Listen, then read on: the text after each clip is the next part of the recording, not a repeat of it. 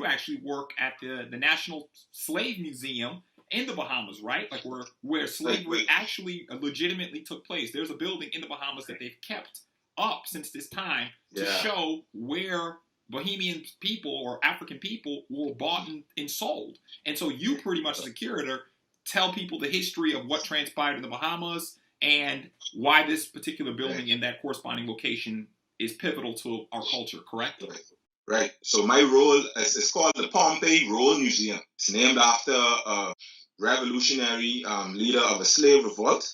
His name was Pompey Roll, and Roll, R-O-L-L-E. Esther Roll, from Good Times and all of those old shows. The actress, she's actually descended from this Roll plantation, as well as I have two great grandmothers as well that are descended from that population as well, and it's named after him. My role there is actually I'm the historical interpreter, and I'm also a researcher, right? And before we get into some of the racial issues that exist in the Bahamas, I would also like to commemorate some of the things that we do well. One of those is being the preservation of that building. It was the major marketplace and the place where slaves were bought and sold. More importantly, though, it has great significance to Black Americans because there's a concept that was centered in the Bahamas. We all know what the Underground Railroad was. Well, in the Bahamas, we had this concept called the Saltwater Underground Railroad, the most successful slave revolt in United States history. And it happened on a ship called the Creole ship that left them from Hampton, Virginia.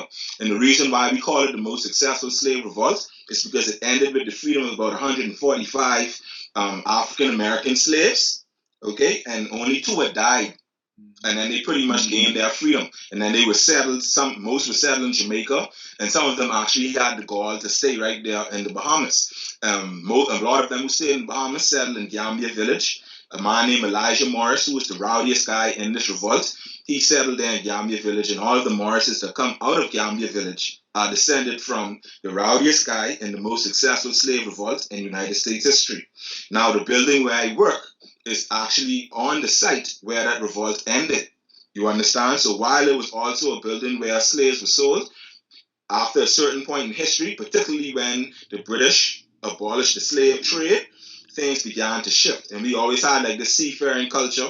We had this kind of quasi-industry called wrecking, which is essentially the salvaging of ships. And all of this kind of intertwined and created this notion of the Saltwater Underground Railroad. Now, we, of course, concentrate on other relics like the Columbus statue. And it's almost like this ironic thing where it's almost kind of funny, but it's not. But it's almost like somebody literally picked the worst examples to commemorate as the major statues in our country. So the 3 major, Columbus is the major one. He is in the front of a house called Government House, which is the seat of the Governor General, who is pretty much the long arm of the Queen.